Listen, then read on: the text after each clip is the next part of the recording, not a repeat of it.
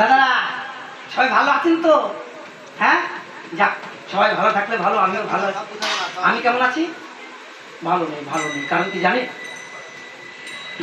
এই যে আমাদের সরকার একবার ঘোষণা করেছিল না যে 900 টাকা আর কাগজপত্র পঞ্চায়েত অফিসে জমা দিলে ওই পঞ্চায়েত থেকে পায়খানা বাথরুমের জন্য টাকা দেবে।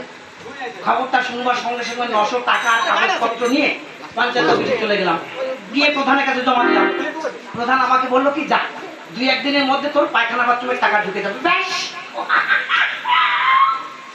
আনন্দের সহিত বাড়িতে এসে ফটাস করে বিয়ে করে ফেললাম। কিন্তু বিয়ে করেছি আজ 5 মাস, এখন পর্যন্ত পায়খানা বাথরুমের টাকা ঢোকেনি। এবার বুঝতে পারছি কি বিপদে পড়েছি।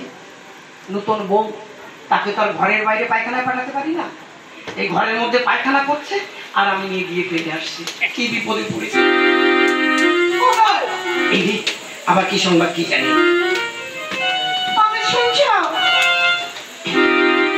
কি হয়েছে বলো? কি হয়েছে বল? আবার পায়খানা পেয়েছে, আবার হাগা পেয়েছে। ওরে এত করে বললাম একটু কম খা, একটু কম খা, তুই একটু কম খাবি না? না, কম তো খাই। কম খেলে এত হাগা হয়? আমার সোনা পাখি, আমার তোতা পাখি, আমার ময়না পাখি, আমার প্রাণের পাখি, সোনা সোনা, একটু চেপে রাখো। হ্যাঁ, একটু চেপে রাখো। পায়খানা পেলে চেপে রাখে যায় যাবে ওই 2 পা এক জায়গায় করে কেক্সি দিয়ে করে চেপে রাখো। না।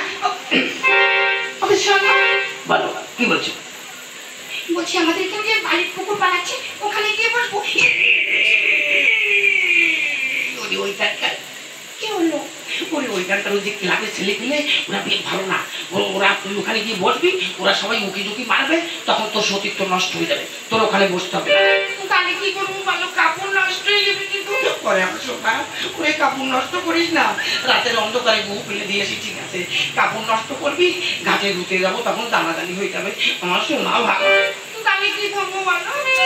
কি করিস? ও আর শোনো, ভালো কথা বলছিলাম, এই সেদিন আমি ওইটা দইয়ের হাড়ি কিনে এনেছিলাম ওই যে সুকেশের দোকান থেকে। হ্যাঁ, ওই দই তো খেয়ে ফেলেছি, হাড়িটা ফাঁকা। হ্যাঁ, তাহলে কি হবে? তুমি এক কাজ করো, ওই হাড়ির মধ্যে হাগো, আমি ফেলে দিয়ে আসবো। হাড়ির মধ্যে? হ্যাঁ। ওগো,